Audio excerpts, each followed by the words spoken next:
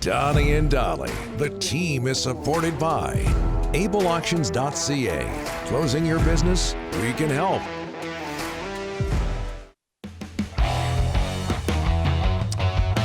Wednesday, all of our guests today brought to you by Able Auctions, ableauctions.ca. We talked yesterday a lot during DTMZ about Gordon Lightfoot. I just want to say hats off to Hockey Night in Canada. Yes. They did it a whole lot about Very nice. the late, great Gordon Lightfoot during yesterday's broadcasts. Gordon, of course, leaving us earlier this week. Jeff Paterson joins us now from Selke and Price, the Rink-wide podcast, and the hockey news. Jeff, thanks so much for doing this. How are you, sir? I hear you're headed out to Abbotsford tonight.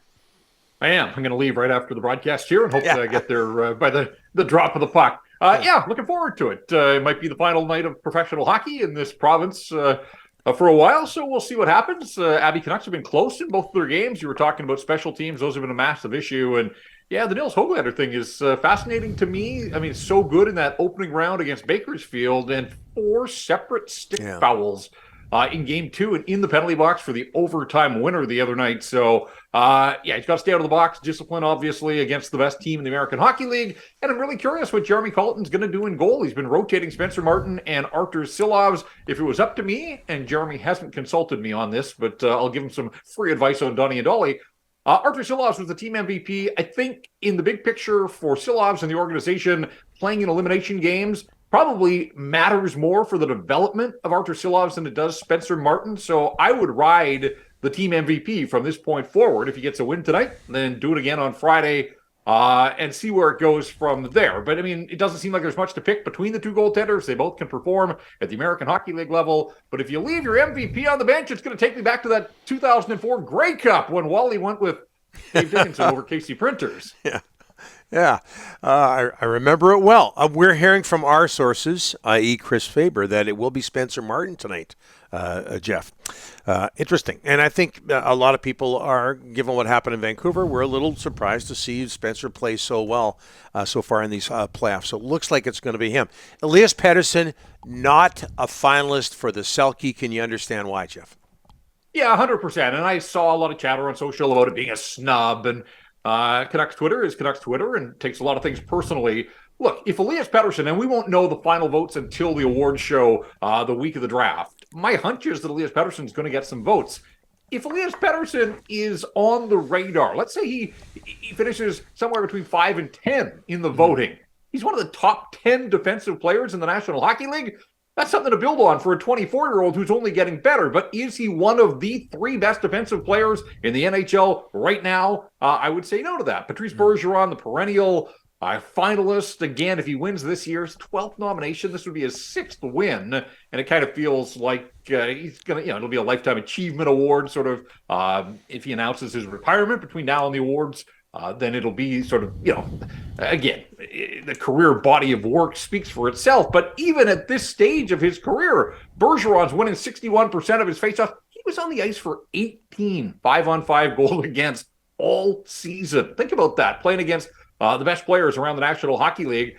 Nico Hischier, who was the first overall pick in Pettersson's draft class, so certainly one of his peers, set records for the New Jersey Devils this year in faceoffs taken and faceoffs won, and was a huge part of their penalty kill. And Mitch Marner led the National Hockey League in takeaways. And you guys talked about it earlier that, he's a winger, not a conventional Selke finalist perhaps, but 107 takeaways, one of only, I think it's 7 guys since they started tracking takeaways as a statistic to reach that 100 takeaway mark. So, he's a thief out there on the ice doing it a little bit differently. And the common thread for all 3 of those guys, the Bruins had the best penalty kill in the NHL.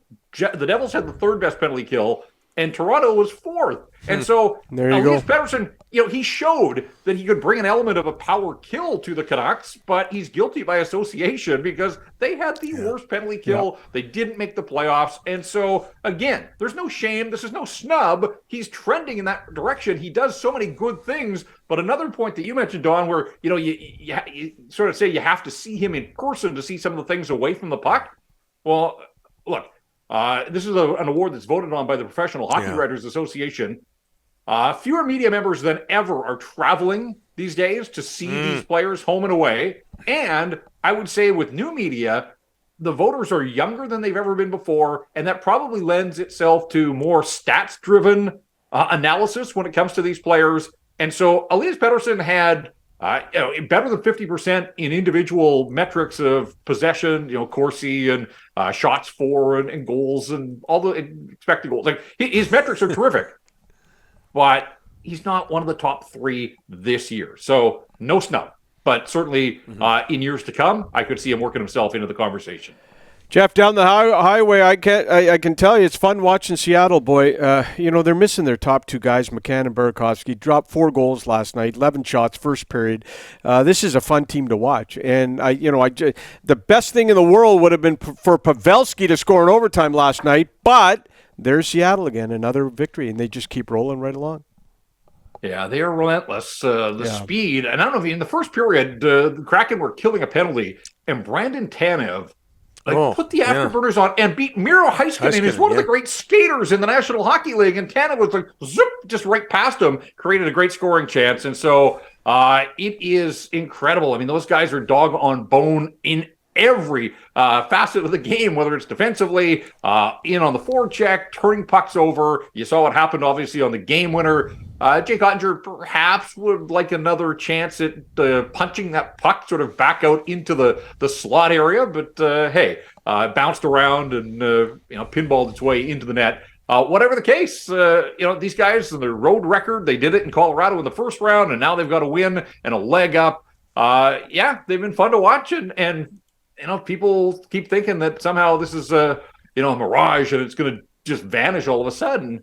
I think there is some staying power. I'm not saying that the Kraken are going to do what Vegas did in its first season, but they've got 1 round under their belt and off to a good start here in round number 2. Pavelski is 38 years old. Don had the good tweet last night about JT Miller. He's going to be 38 someday and could be still playing for the Vancouver Canucks, by the way, at 38. There's 18 players in the NHL this year that were 37 years or older. So Pavelski doing what he did last night with Jeff at his age, was so fun to watch.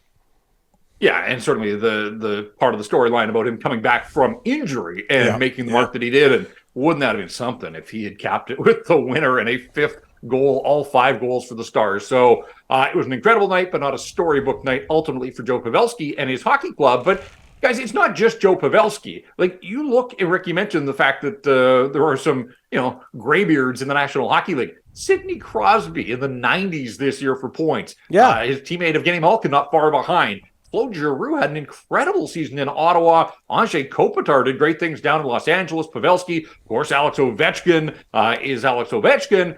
Now, we're talking about some legends of the game there. I get that. But all of those players that I just mentioned are over 35, and they all had 70 or more points this season. So it can be done. And I think a lot of people would have said when Miller signed that contract, if you could have a 50-point JT Miller for the last couple of seasons, you would take that. If you knew that he could be that productive to that level, we'll see how it all plays out. But I do think that these guys are in better shape than ever, and they keep themselves in better shape. And JT Miller certainly is a guy that looks like he treats this seriously. The new deal kicks in. Let's see how it goes in the early part. But, I mean, there is potential, I suppose. Nobody's got a crystal ball, but there is a chance that JT Miller, I'm not saying that he's going to be a 70-plus point guy at the back end of the contract, but just the way that he plays and as productive as he's been as a Vancouver Canuck, I think it's possible that he could give you 50 to 60 points towards the back end of this deal. Jeff, Rick wanted me to remind you that your hit with us is next Wednesday, so we expect you to come up with some sort of formula as to where Connor Bedard is going to fit in the Canucks lineup after they win the lottery. Is it torture at this point for Canuck fans to watch the draft lottery?